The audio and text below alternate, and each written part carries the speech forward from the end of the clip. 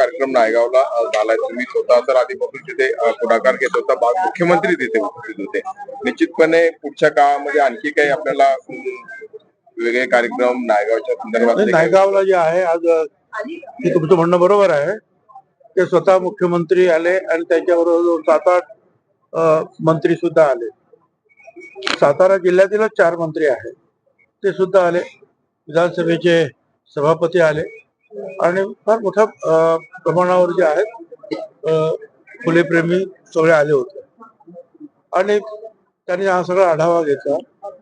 आणि तिथे आपण जी मागणी केलेली आहे की मुलींसाठी जे आहे संरक्षण प्रबोधिनी काढायचे आहे 200 मुलींसाठी, त्याच्यासाठी पैसे वगैरे मंजूर झालेले आहेत. जवळजवळ काहीतरी 180 कोटी रुपये.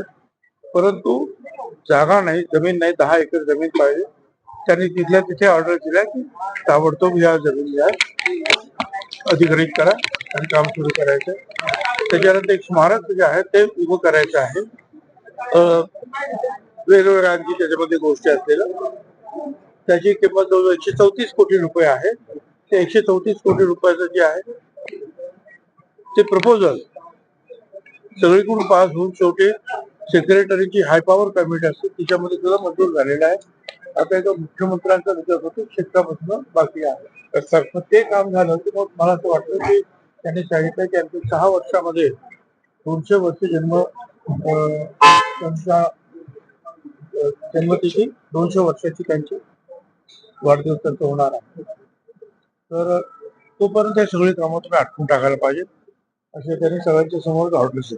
तर सरकार स्थापन झाल्यापासून आतापर्यंत किंवा मुख्यमंत्री हे स्वतः एकटेच ऍक्शन मोड वरती आहेत अशा पद्धतीची एक काय म्हणता येईल अप्रिसिएशन म्हणा किंवा टीका म्हणा अशी होऊ घातली. सुप्रिया सुळे पण तशा बोलल्या, आज सामनाच्या अग्रलेखातून तसं बोललंय. तर केवळ मुख्यमंत्री ऍक्शन मध्ये आणि बाकीचे लोक मंत्रिमंडळाचे शांत असं वाटतं. मला काय माहिती नाही बाबतीबद्दल काय मला काय माहिती नाही.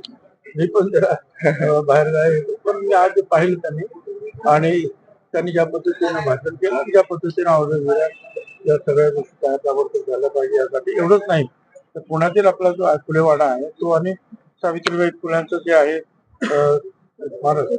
महानगरपालिका ते जोडण्यासाठी खूप दिवस प्रयत्न सुरू आहे. त्यामध्ये सुद्धा ती मिटिंग घेऊन ताबडतोब करावं म्हणून काम करणार आहे.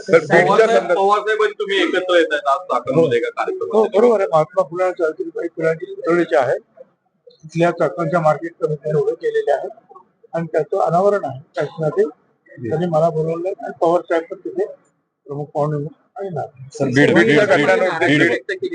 सुरुवातीला तुम्ही जे नाराजी व्यक्त केली होती मंत्रिपदावर, तर आता नेमका काय निर्णय तुमचा ठरलेला आहे का? 8 दिवस होऊन गेलेले आहेत. आता मी समजा काय निर्णय घेतला असेल तुम्हाला मी सांगेन का? सगळ्यांना नाराजी आहे तुम्ही रोज नाराजी करून तुमच्या समोर ओरडत बसू का? नाही पण कसं आहे की हा आम्ही अंतर्गत विषय आहे त्याच्यावरती तोडगा काढू असं अजितदादा पण म्हटले होते. काही तसं त्या दृष्टिकोनातून घडलंय का पुढे असं आहे. परवा रात्री मी आलो, कालपासून सावित्रीबाई फुले महात्मा फुले यांच्या कार्यक्रमामध्ये बिझी आहे. तसं मुख्यमंत्री सुद्धा मला काही घाई नाहीये. माझ्या मनाशी मला काय निर्णय घ्यायचे तुम्ही घेतलेले आहेत. योग्य वेळेला मी सांगितलं. धनंजय मुंडेंच्या राजीनाम्याची मागणी जोर धरते. मला काही कल्पना नाहीये.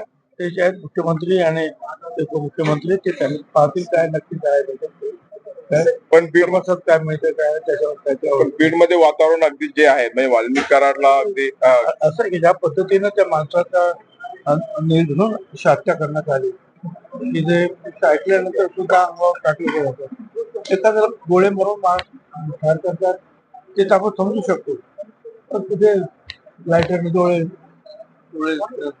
जाळणे, कुठे एक फटके मारून 201 फटके मारणार, या अशा अनेक गोष्टीच्या अनेक आणखी न सांगण्याच्या गोष्टी. या अशा राक्षसांना फाशीशिवाय दुसरी शिक्षा असूच शकत. कराड जो आहे त्याला व्हीआयपी ट्रीटमेंट दिली जाते वाल्मिक कराड आरोपीला. मला काही कल्पना नाही. बीडच्या पालकमंत्री पदावरून ना पंकजा मुंडे वर्सेस धनंजय मुंडे असं होतं, पण आता अजितदादा ते पालकमंत्री पद स्वीकारतील अशी देखील मुंबईतले मला काही माहिती. Yes. धन्यवाद